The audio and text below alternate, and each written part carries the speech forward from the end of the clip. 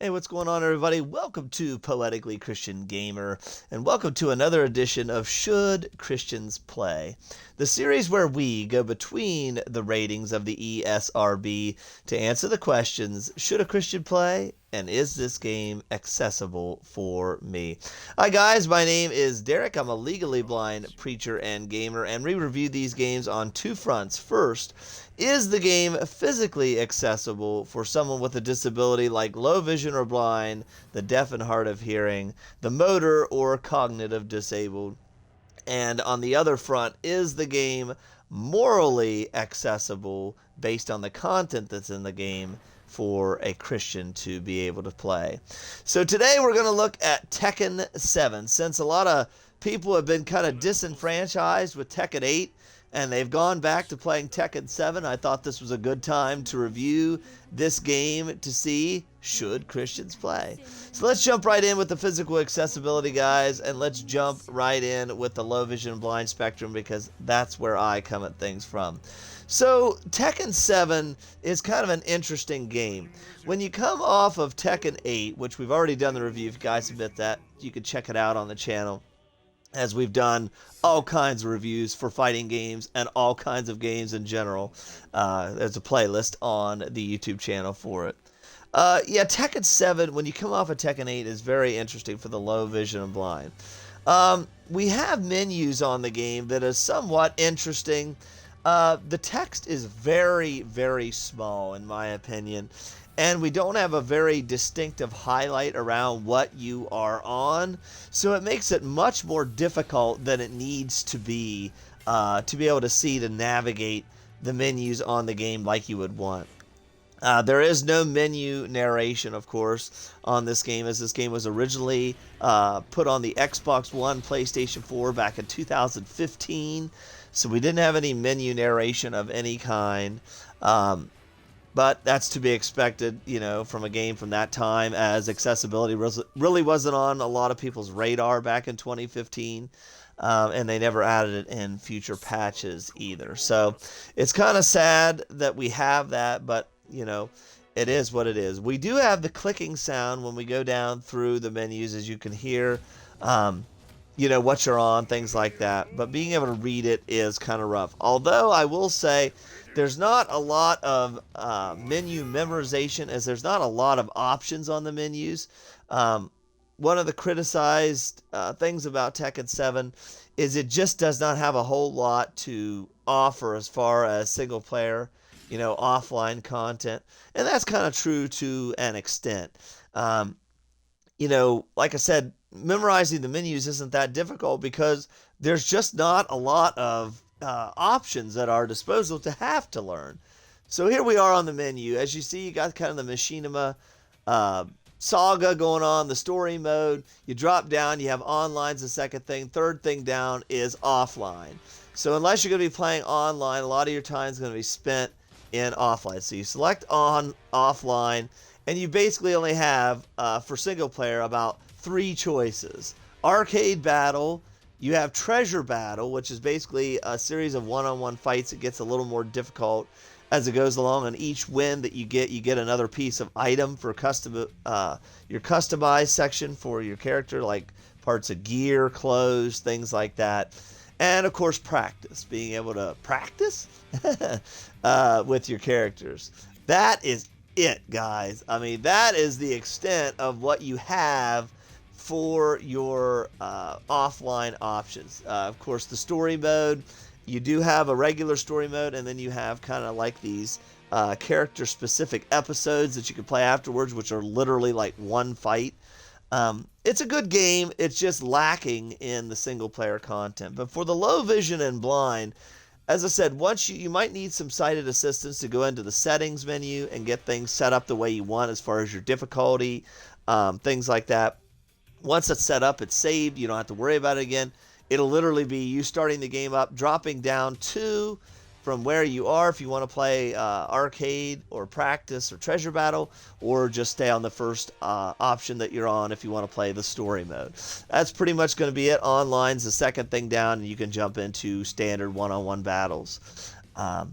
Fighting games lend themselves to being more approachable for someone low vision or blind because it's only 2 characters on one plane. You don't have to worry about a whole lot. This game has very good sound that you can punch up and down in the settings in your soundbar options for, separating it out for music, sound effects, ambiance, things like that. You can punch things up or down as you need to be able to hear them better.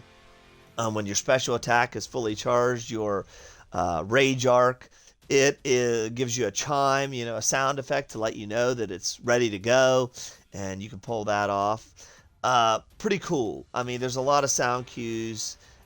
Fighting games, you kind of know what you're in for. It is definitely lends itself to being more playable for someone low vision blind. So once you get through those initial setup with some sighted assistance, if you're completely blind, if you're low vision, you probably can read these. It's going to take you a while. It's going to be tedious, but it can be done. Once that's done, the menus are pretty limited because the options of what we can do is limited, so it is playable. You do have a somewhat decent contrast on the menu, but it's written in way small font. It is at least light, and the highlight around it is somewhat light, but it is not as easy as it could be, guys. So, yeah, it is playable because it's a fighting game, but as far as accessibility-wise, there's not much here. We don't even have a colorblind setting on Tekken 7. So there's literally nothing. So it's going to get a below average for me. I'm going to give this game like a C- to a D for low vision accessibility, just because there's not a lot here. For the deaf and hard of hearing, we have just the basic of the basic. For the story mode, as you saw, I was showing a little bit at the beginning of the intro, so you could see them talking. We do have subtitles. They are decently sized, easy to read, but that's all we have. It's literally just subtitles on or off. We don't have speaker names. We don't have color codings. We don't have arrows to indicate who's speaking. So, yeah, old school. Below average for today, C- for the deaf and hard of hearing. It's just the bare minimum. And for the motor disabled, you do have somewhat button remapping, nothing like you would get in later games, and we don't have that special style to allow one button combos and specials and things like that like we would have in Tekken 8. It literally is just some limited button remapping, and that's it. So not very accessible for someone motor or cognitive disabled either. So below, again, C-. The basic of the basic is here. So yeah, pretty lackluster as far as that goes as well. So that's my physical accessibility side of things, guys. Now, what about the moral Christian accessibility side of things? How morally accessible is Tekken 7 for a Christian to be able to play? Well, this game got an ESRB rating of T for teen, for mild blood, for mild language, and for suggestive themes. And it has all those things, guys.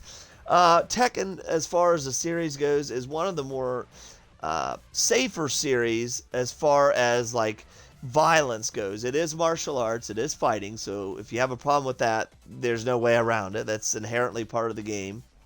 But as far as blood goes, it's very, very limited. The language sprinkled throughout the story mode can be avoided by either turning the subtitles off, or, you're not having to read the language that's in it, or if you do play through it, it's very mild and very sporadic. It's not, very prevalent. There's no taking the Lord's name in vain. There's no F-bombs being dropped here. It's mild language that is in it, and it is very sparse. It's not like something you're going to hear every time you turn around. And if you don't want to read it, most of it is in Japanese. So if you don't know Japanese, you could turn the subtitles off and never know that they are using a swear word like that anyway. So there is wraparounds for that.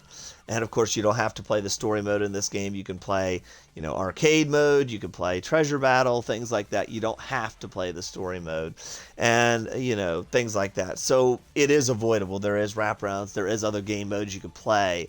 So I like that when we have options. You guys know, as I call them, wraparounds. So that's pretty cool. Very approachable. We do have some characters in here that might be questionable. We have such characters as like Akuma, who could be seen as, maybe demonic, things like that. You have a character like Devil Jin that literally will take the appearance of a devil, but that is because he has been corrupted by evil. You know, if you know the storyline, as we covered, you guys missed to have a Lore in the Lord video on the Tekken franchise, how we see how Christianity runs through the legacy of Tekken. There was a purpose, a reason for the devil characters, but still just seeing that, you know, if you don't want that, you know, you can avoid it somewhat by, of course, not playing as the character, but when you play through Arcade Battle, you are maybe on a once in a blue moon going to have to fight against him, as he'll just randomly be selected as a character you have to fight against. But it is very, very rare. Unfortunately, on this game, we don't have a versus mode like we would have in Tekken 8, where you could verse the CPU, and that would give us control, as we could pick who we wanted to play, and we could pick who we wanted to play against the CPU, and you could completely avoid the troublesome characters. We do have a versus mode on this game, but it's only 2-player only. We don't have a versus CPU on Tekken 7, so that makes our options a little more difficult, and it limits our wraparound ability or avoidability for the things we don't want to see. So you are going to have to fight against Akuma. You are going to have to fight against Devil Jin and characters like that. As far as the dress goes, we do have some shirtless men and some kind of risquely dressed ladies. It's not all over the place, but it is there. However, we do have a wraparound for this. As I talked about earlier, we have that customizable section that you can earn your gear from in Treasure Battle, to be able to put different clothes on your characters. So you can kind of cover them up or put different things on them, which is kind of cool. But by default, you do have some of the female characters showing cleavage and some men being shirtless, things like that.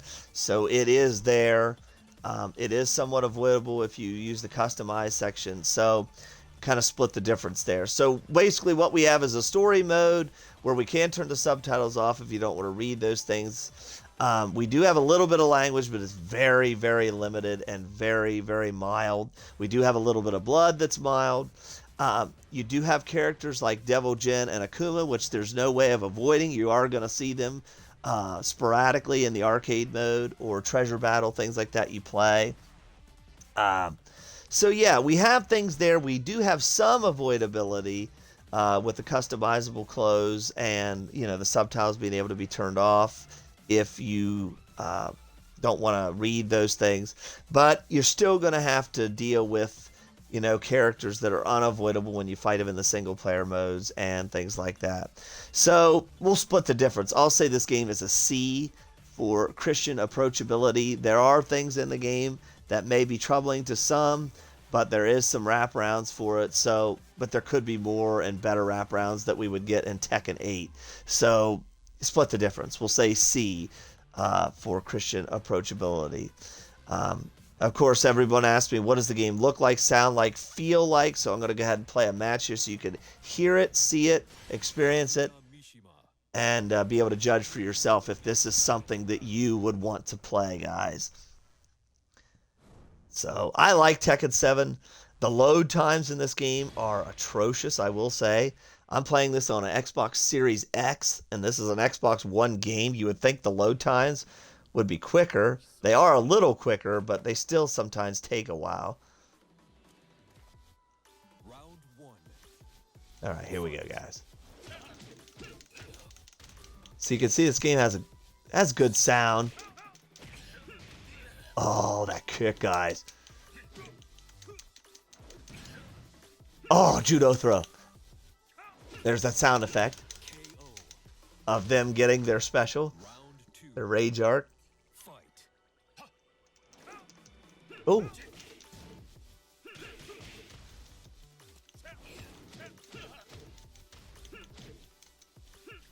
I played Tekken since I was a kid. Always one of my favorite fighting franchises. Oh.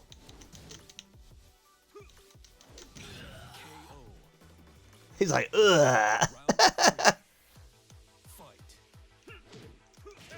Sound like he had some bad enchiladas at Taco Bell last night. Ugh. He's not feeling so good.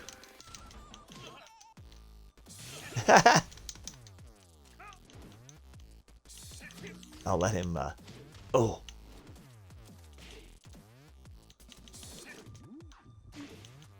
We're doing pretty good. I'm actually going to let him beat me up some so I can show you the rage arc and you can hear it. Oh.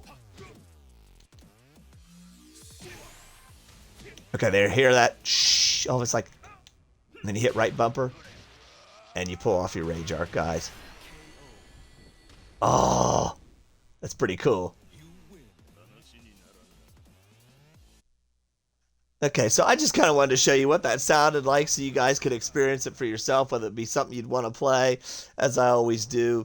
Yeah, so overall, you know, the game is kind of, you know, middle of the road for both physical and moral accessibility. There's nothing here for the low vision and the blind virtually, but it is limited, and so it's easily to be memorized. And of course, fighting games lend themselves to being playable for someone low vision and blind, C to C minus. You have, for the deaf and hard of hearing, again, nothing more than the basics, C minus, a little below standards for what we have, because most of the time, you know, we have much better in later games.